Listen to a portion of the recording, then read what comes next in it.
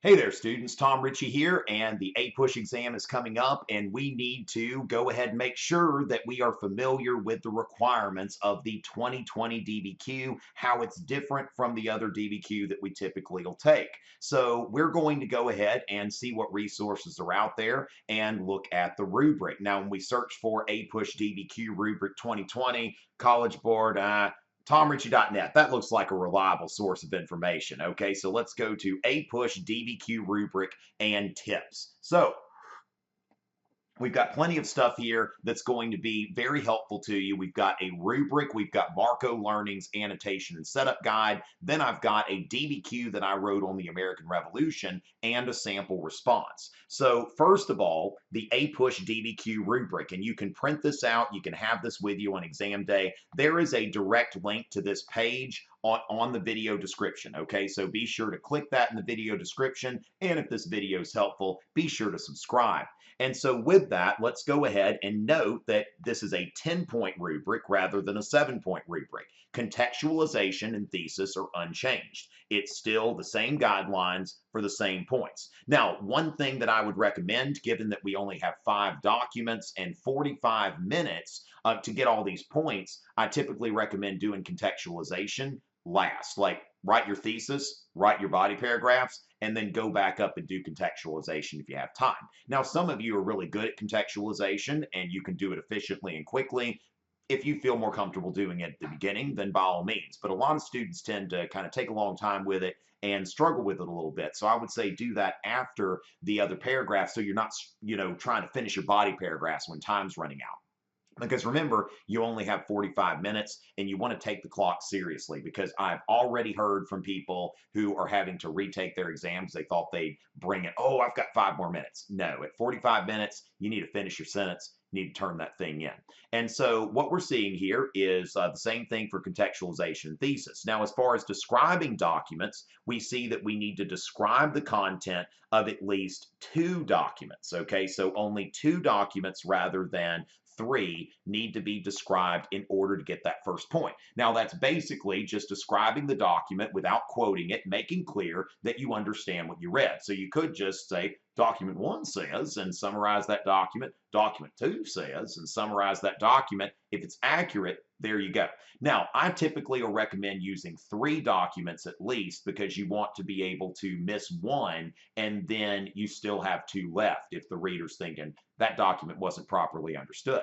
And you could always mess up. Now, supports an argument in response to the prompt using at least 2 for 1 point or 4 for 2 points documents. Now, this is where you're supporting an argument. Basically, this is clearly tied to an argument. Typically, you would see that in the form of a topic sentence. And in the sample essay that I've got available, I explain how to do topic sentences, how to set up your whole essay. Okay, so how to pre-write, how to organize it. And then also, this is where, we see that, and people are looking at that, it must be useful, right? Some people are in here right now.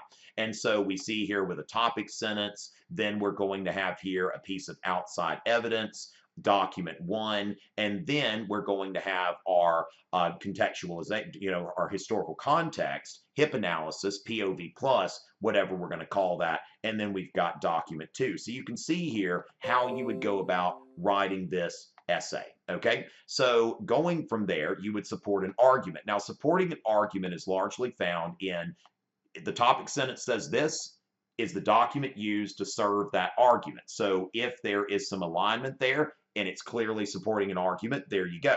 Now, as far as the next point, so 3 possible document points are actually 5. There are 3 tasks up to 5 points. Now, what we see here is a real game changer, because on the regular rubric for your point of view, context, audience, or purpose analysis, you had to do 3 documents for up to 1 point. Now, 2 documents, and you can get a point for each of them. So when you think about on the other rubric, that point used to be 1 out of 7, and you had to do 3 of them to get the point. Now it's 2 out of 10, 1/5, and you only have to do 2 of them. You can get 1 for each one. So it's a very big game changer here. You want to make sure you understand that. Take a look at my POV hold it down video. I've got a video about POV and HIPP analysis that I posted recently. I think that will help you out.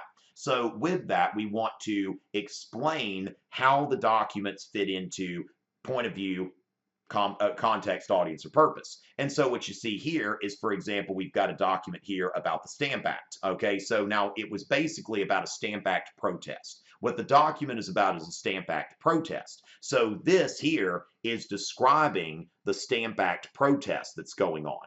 And then, so they're burning a man in effigy. Now, after that, I go into some historical context. Now, I can't use the Stamp Act as outside evidence because there's not enough social distancing there. Outside evidence needs to be completely separate from the documents, something that does not show up there. So this would be an example of I've got my topic sentence, okay, I've got my topic sentence here, which is talking about unfair taxation after the French and Indian War provoked protest. Now, then I go into the Sugar Act and I explain what it is. Okay, so I've got just some background there. I've got a couple of content-rich sentences, and the Sugar Act's never mentioned in the documents. It is a safe social distance 6 feet apart from any of the documents. Remember, you've got your contextualization, your documents, and your outside evidence. They all have to be socially distant.